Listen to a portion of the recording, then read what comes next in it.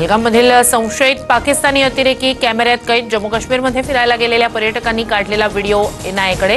पाकिस्तान विरोधात मोठा पुरावा हाती। जम्मू काश्मीरच्या कुपवाडामध्ये अतिरेक्यांकडून स्थानिकांवर गोळीबार।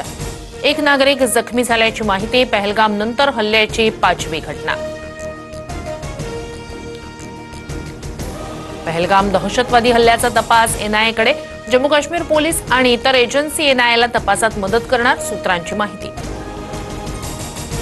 पाकिस्तानची आंतरराष्ट्रीय कोंडी करण्यास सुरुवात। पंतप्रधान मोदींचा 13 जागतिक नेत्यांना फोन।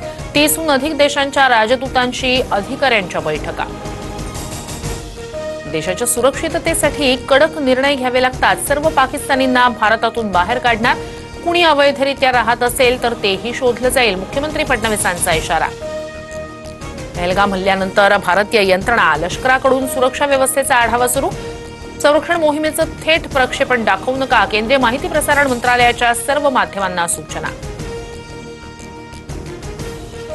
संतोष देशमुख हत्या प्रकरणातील आरोपी वाल्मिक कराडला पॅनिक अटॅक। जिल्हा रुग्णालय डॉक्टरांकडून कराडची तपासणी। रक्त चाचणीचा अहवाल आल्यानंतर पुढील उपचार। संतोष देशमुखांच्या खुन्यांना वेगवेगळ्या जेलमध्ये ठेवा। भाजप आमदार सुरेश धस यांची मागणी। बीड जेल प्रशासनाबाबत अनेक तक्रारी येत असल्याचा आरोप।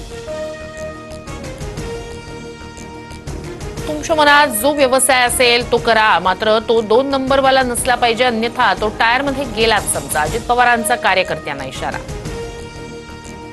आमदार संजय गायकवाडांविरोधात बुलढाणा शहर पोलीस ठाण्यात गुन्हा दाखल। पोलिसांबद्दल आक्षेपार्ह वक्तव्य करणं भोवलं। महाराष्ट्र पोलीस अकार्यक्षम। 50 लाख पकडले तर ते 50,000 रुपये दाखवतात। गायकवाडांचा गंभीर आरोप। मुख्यमंत्री देवेंद्र फडणवीस यांनी शिंदेचे आमदार संजय गायकवाड यांचे कान टोचले। शिंदेंनी गायकवाडांना समज द्यावी, वारंवार बोलले तर ऍक्शन घेऊ।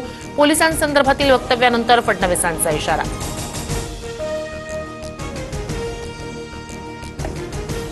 परभणी, यवतमाळ, अमरावती, गोंदिया जिल्ह्यात अवकाळी पावसाची हजेरी। पिकांना मोठा फटका बसण्याची शक्यता। विदर्भात 28 तारखेपर्यंत गारपिटीचा इशारा।